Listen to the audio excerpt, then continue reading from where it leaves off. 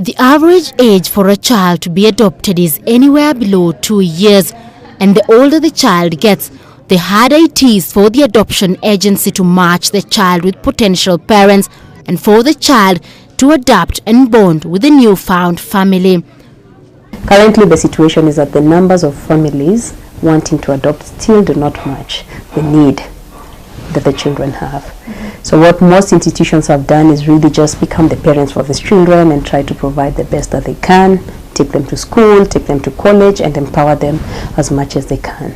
But we're now trying to change that, and the government is trying to ensure that this is done prior to the children attaining the age of 5. But what happens to a child who grows beyond the age suitable for adoption?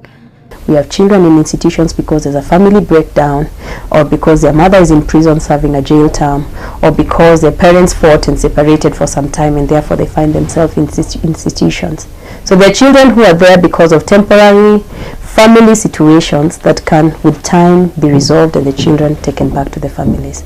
The adoption process in Kenya is quickly turning out to be a trendsetter among countries in the region, as according to statistics, Kenya is leading in the number of local adoptions within the East African region.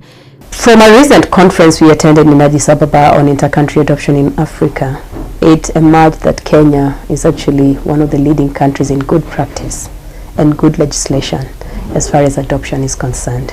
And this was from research done. We had countries like Uganda, Tanzania also sampled, where some of them still do not even have legislations on adoption. And currently it's a very, very fluid situation where children are leaving the country without any necessary procedures being followed. So actually from this conference it emerged clearly that Kenya is one of the best examples. Kenya and South Africa are among the best examples of adoptions in Africa. Kenya also has the strictest law with regard to adoption, as the process of vetting of prospective parents, the court processes and follow-up after adoption are followed to the later. The law helps prevent child trafficking so that the child doesn't end up in a country where they are an illegal person. Also, it helps to make sure that this is the right person and the child is going to the right family and the child will be taken care of. There are also adoptions by residents, people who are non-Kenyans and are living in Kenya, okay, and they want to adopt a Kenyan child. Now with that category, you have to have lived in Kenya for 3 years to be able to be considered a resident. A single foreign man cannot adopt. So it will be couples, or it will be a single foreign female, a single foreign woman. They look at the papers, then they send it back to your government and they say, okay, this person can come to Kenya to adopt. We approve them or we don't approve. Leah Kigwatha, an advocate with over 9 years experience as an adoption lawyer, points out what makes Kenya's law one of the best in the region. In an international adoption, the law requires that you be investigated in your own country. In fact, the process is you're investigated in your own country, okay? Then your paperwork is sent to Kenya, to the National Adoption Committee. The National Adoption Committee looks at your paperwork while you're still in your country, okay? When you're still in your country, you've been approved by your own government. Your own government looks at you, does home visits, looks at your circumstances and says, okay, this is a person who is fit to adopt. It's usually quite a process of about 2 years of investigations and investigations and investigations. They are vetted in their country, then they are vetted here before they come, and then when they come and they are placed with a child, they are vetted again.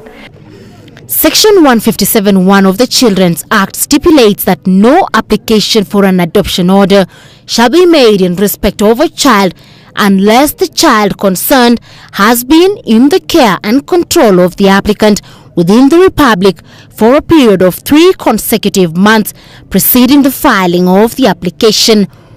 The law therefore demands that international adopters must come to the country and bond with the child in his or her environment so that the child is comfortable and that the parents understand the culture, nature and personality of the child at home.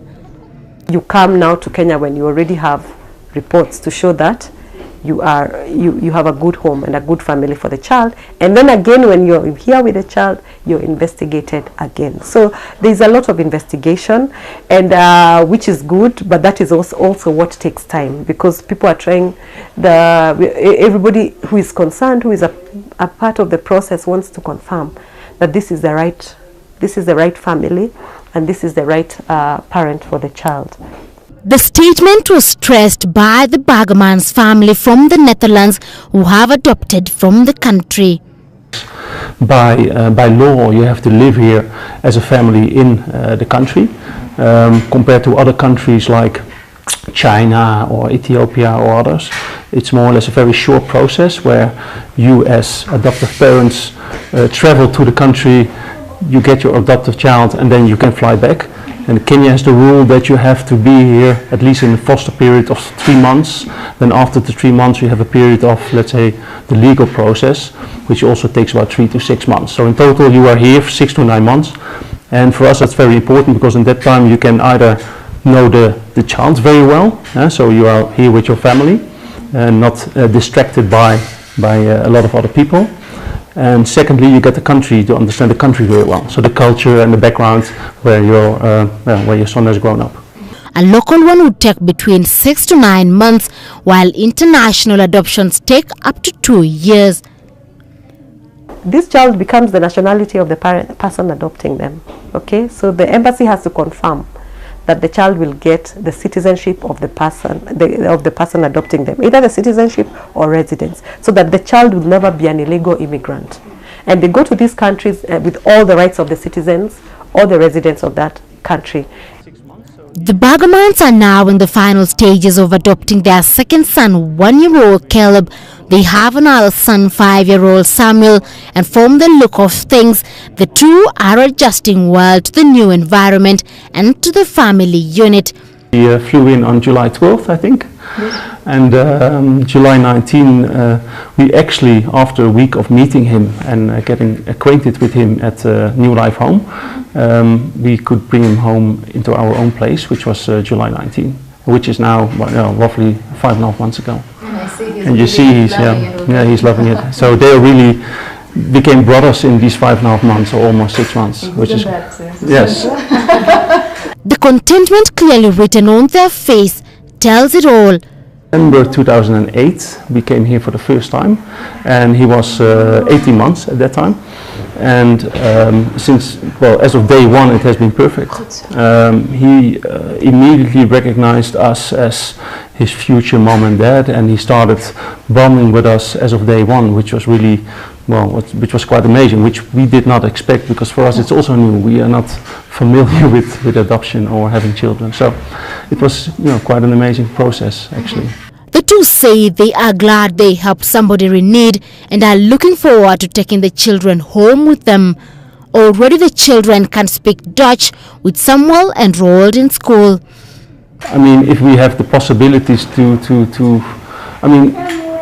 to help, and we want to help these children, but we want to help much more. If it could be possible, we would have adopted 100 children, but it's just not feasible, so we want to help in any other way. But the message is, for me, my experience has learned me that it really feels natural, and that's what I would not have expected beforehand, and that feels good. Yeah.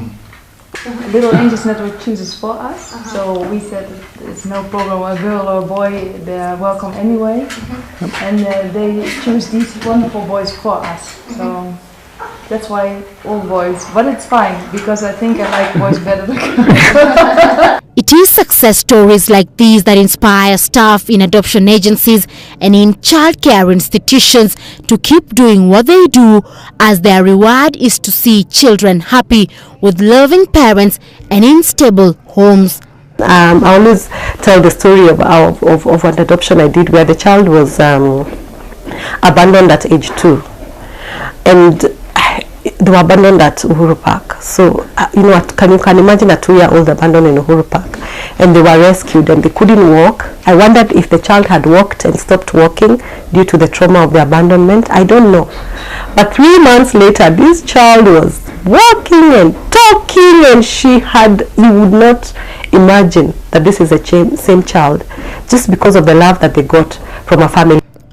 Leah also reckons that her role in facilitating such adoptions is a fulfilling job, as nothing beats the joy of giving a child a home and putting a smile on their face. Many lawyers, including myself, we do pro bono cases for people who can't afford. For people who can't afford, you're happy to do it. It's very fulfilling. But for people who can afford, of course we charge fees, because it's a service, it's a legal service that you're facilitating. And then also increasingly people are being guided to represent themselves. However, if adoption is to be fully accepted in the country, a number of things must change. First, just make the rules and the laws more flexible. For the boy child, I think a policy change to permit the single applicants to also adopt the male children would really make a big difference there. We know real life situations where single mothers have taken care of their boy children and really well. And therefore, that's one recommendation that we hope can change things for the boy child. The other thing is sensitization. Media, I guess we call upon you to help in this and ensure that the word goes out there. This will help a lot in destigmatizing adoption and, clearing the air on some of these misconceptions and myths that we have in our society. And I believe that the adoptive parents who have adopted children also are ambassador. I mean, to just keep it open, talk about it, let people know that you've gone through it, let people know that this child is a normal child like any other child. And therefore this may encourage more and more people to adopt. The Christian community also has a lot to do, the Muslim community, generally the church has a lot to do also in sensitizing the religious organizations, basically, the churches, the mosques, the Hindu religions, just encouraging their believers and their followers to do it. It's a kind thing to do. Basically, you reach out to a child who would otherwise not have family. There are not as many lawyers doing adoption as there should be, because the more lawyers are doing adoption, it means the more lawyers, the more people you will know a lawyer who does adoption. Adoption centers work with the hope that someday they will be able to provide a stable home for all abandoned children. It's the best place, and this is a legal principle. The best place for a child to grow up in is within a family. That's first. So either the family of their birth or another family, and not in an institution. We should not celebrate the institutionalization of children, and we need to do something to get children out of those institutions. But the reality remains that if attitudes and perceptions towards adoption are not changed, this will remain just a hope. For K24's Untold Stories, I'm Chemutai Goin.